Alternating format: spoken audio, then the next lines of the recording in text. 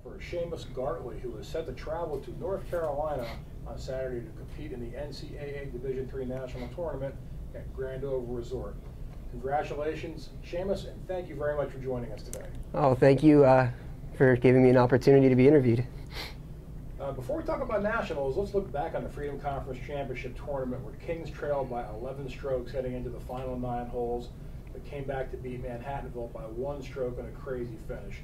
It's been roughly 10 days now, but what are your memories of that final round?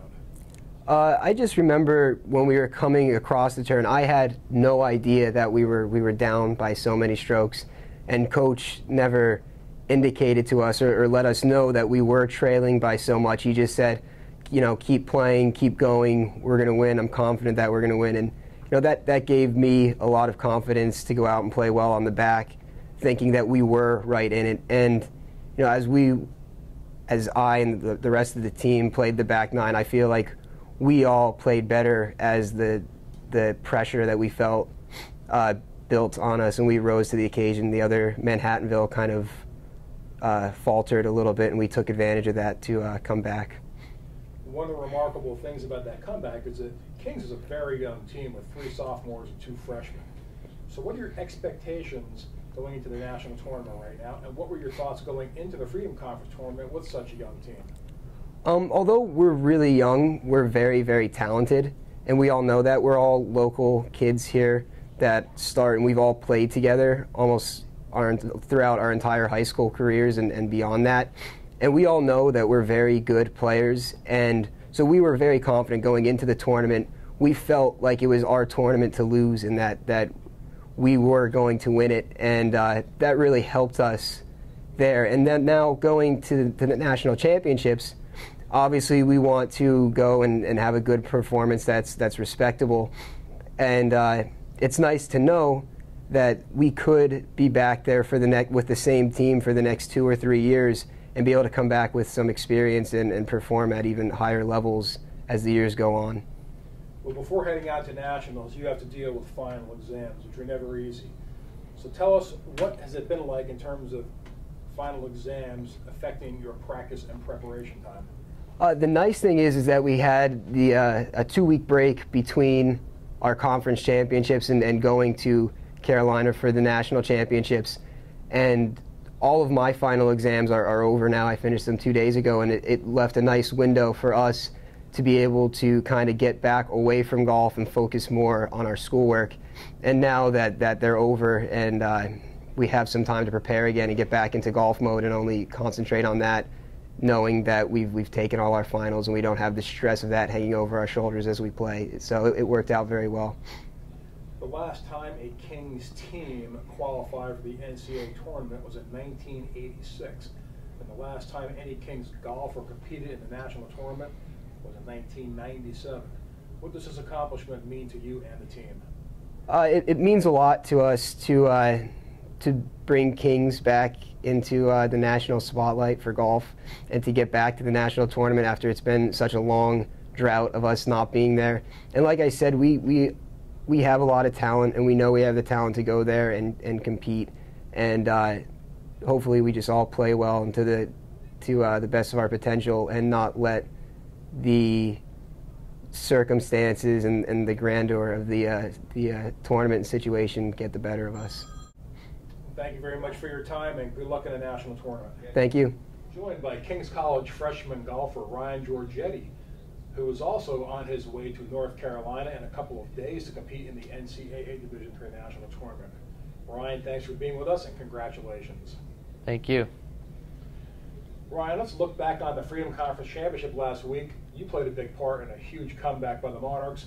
Talk about your game and what the team did over those last 9 holes.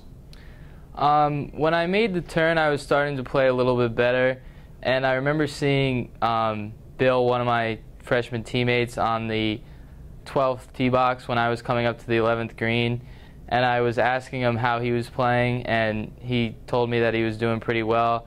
And at that moment, I knew that we had a good chance of coming back for the victory, and I was just kind of pumping him up. And at the same time, Shamus was right behind me too, and I told him the same thing, just to keep playing well, and we're just all starting to get pumped up. at the end. Ryan, you're a freshman, one of 2 freshmen on the team who are also joining 3 sophomores. With such a young squad, did you guys go into the Freedom Conference Championship thinking that you really had a chance to win?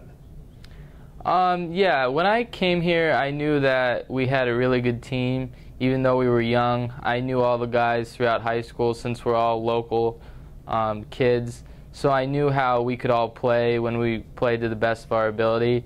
And I knew that would be good enough to give us a competitive tournament in the MAC Conference Championship. So, yeah, I do believe that coming in, we stood a good chance of winning and making it to the national championship. Well, now that you are heading to nationals, a similar question. Again, a very young team heading down to North Carolina. What are your chances, do you think, of having a really good impact on the field of teams is? I think if we all play to the best of our ability, we can definitely make a good run at it and hopefully give ourselves just some more experience for the upcoming years, because since our team is so young and we already made it, I think we can give ourselves another opportunity in the next couple of years. So I hope to gain some experience this year and improve upon it for the upcoming years. As we asked Shamus earlier, you guys are the first Kings team to qualify for the national tournament since 1986. What does that mean to you guys to be in this situation? I think it's a great thing to have Kings back in the national tournament for the first time in a long time. And hopefully we can play well and show the national spotlight what we can do down there. And it's just a great opportunity for all of us to be competing in a national tournament. It's something that a lot of people don't get to do. A lot of people think that the best golf is played in the South because it's a year-round sport down there. What are the realistic goals that you have both for yourself and the team? I think a realistic goal would just be to play respectably down there and